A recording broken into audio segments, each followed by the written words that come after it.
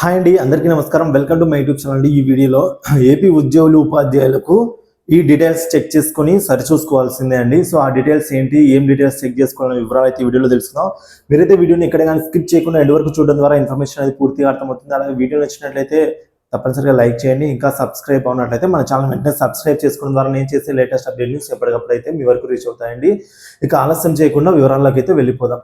అసలు ఏ details check చేసుకోవాలి, ఏమి కరెక్షన్స్ చేసుకోవాలనే వివరాలు చూసినట్లయితే ఈ టాపిక్ అంతా, ఈ వీడియో అంతా కూడా ఏపీ జిఎల్ఏకి సంబంధించిన ముఖ్య సమాచారం కోసం ఈ వీడియో చేయబడిందండి. సో దాంట్లో ఉన్న అతి ముఖ్య సమాచారం మాత్రమే ఈ వీడియోలో తెలుసుకుందాము. కొన్ని పొరపాట్లు కూడా జరుగుతుంటాయి. సో మీరైతే ఈ వీడియోని చూడండి, చివరి వరకు చూడండి. సో మీకు ఏమైనా డౌట్స్ ఉంటే కింద కామెంట్ సెక్షన్లో కామెంట్ చేయండి. ఇంకా మీకు ఏమైనా సజెషన్స్ ఉన్నా కూడా కామెంట్ ద్వారా తెలియజేయండి. ఇక వీడియోలోకి వెళ్ళిపోదామండి. మనం ఏపీ జిఎల్ఏ వివరాలు నిధి వెబ్సైట్లో వ్యక్తిగత లాగిన్లో అయితే ఉంచబడ్డాయి. నిధి వెబ్సైట్లో లాగిన్ చేసిన తర్వాత ఏపీ జిఎల్ఐ అనే ట్యాబ్ మీద మీరు కనుక క్లిక్ చేసినట్లయితే సో మీ యొక్క ఏపీ జిఎల్ఐ వివరాలు అయితే అక్కడ డిస్ప్లే అవుతాయండి. అయితే అందులో ఏపీ జిఎల్ఐ మొదలు అయినప్పటి నుంచి ఇప్పటి వరకు ఆర్థిక సంవత్సరాల వారీగా వివరాలు అయితే ఉన్నాయి. సో మనము ఇయర్ వైజ్ కూడా వివరాలు అయితే సెలెక్ట్ చేసుకొని అయితే చూసుకోవచ్చు అండి. సో వాటిని మనం పరిశీలించుకోవాలి. సో అందులో మిస్సింగ్ క్రెడిట్స్ ఏమైనా ఉంటే వాటి వివరాల కోసం టోకెన్ నెంబర్లు, షెడ్యూల్ కూడా అప్లోడ్ చేయాలండి. సో మిస్సింగ్ క్రెడిట్స్ ఏమైనా ఉంటే గమనించండి. అలాగే ఈ మిస్సింగ్ క్రెడిట్స్ ఎలా ఏ మండలంలో పనిచేసేటప్పుడు వచ్చిందో కూడా మనం ఆ పక్కనే తెలుస్తుందండి. సో దాంట్లో మనకు డీటెయిల్గా అయితే ఇన్డెప్త్గా అయితే డీటెయిల్స్ అయితే ఉంటాయి. సో కొన్ని గ్రూప్లలో, అంటే కొన్ని వాట్సాప్ గ్రూప్లలో కావచ్చు, సోషల్ మీడియాలో కావచ్చు, ఏదైనా కావచ్చు అండి. సో కొన్ని గ్రూప్లలో ఏపీ జిఎల్ఐ వివరాలు వెంటనే అప్డేట్ చేసి ఓకే చేసుకుని అయితే ఫేక్ మెసేజ్లు పెడుతున్నారు. సో నమ్మకండి. అది చూసి కనుక మీరు కనుక మీ మిస్సింగ్ క్రెడిట్స్ కానీ క్రెడిట్స్ వివరాలు కనుక పరిశీలించకుండానే ఓకే చేసినట్లయితే ఇక తర్వాత మళ్ళీ మీరు మిస్సింగ్ క్రెడిట్స్ వివరాలను అప్డేట్ చేసే అవకాశం ఉండదు. ఒకసారి అయితే ఉంటుంది. కాబట్టి మీరు ఎట్టి పరిస్థితిలో రీవెరిఫికేషన్ చేసుకోకుండా అయితే ఎట్టి పరిస్థితిలో సబ్మిట్ చేయకండి. సో మీ డబ్బులకు అయితే బాధ్యత, అంటే మీరే బాధ్యులు. సో ఏదైనా మిస్టేక్ ఉన్నట్లయితే డబ్బులు రాకపోవచ్చండి. సో అందుకోసం అయితే ఈ అలర్ట్ అయితే చెప్పడం జరిగిందండి.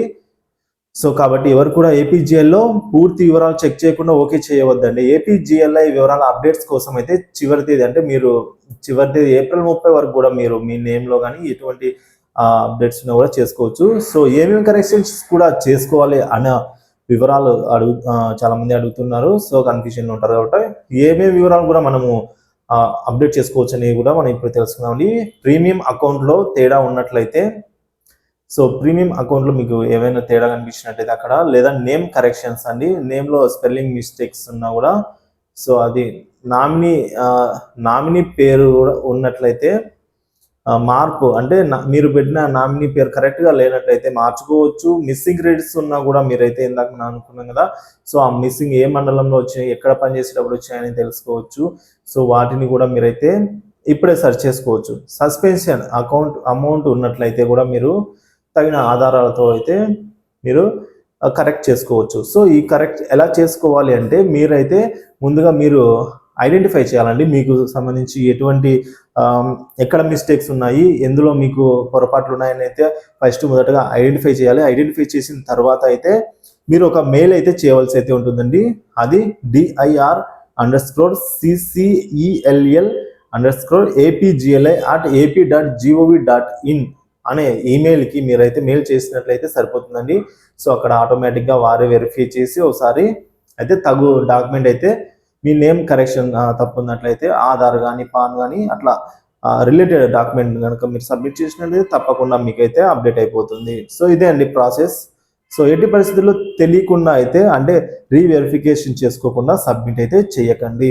సో రీవెరిఫై అయిన తర్వాత ఏమైనా తప్పు ఉంటే మీరు మెయిల్ చేసి కరెక్షన్ చేసుకున్న తర్వాతనే సబ్మిట్ చేయాలండి. ఇదే ఇవాళ టాపిక్ అండి. ఇన్ఫర్మేషన్ నచ్చినట్లయితే వీడియోని లైక్ చేయండి, షేర్ చేయండి. తోటి పెన్షనర్స్కి అయితే వీడియోని షేర్ చేస్తానని ఆశిస్తూ, ఉద్యోగ మిత్రులతో పంచుకుంటానైతే ఆశిస్తున్నాను.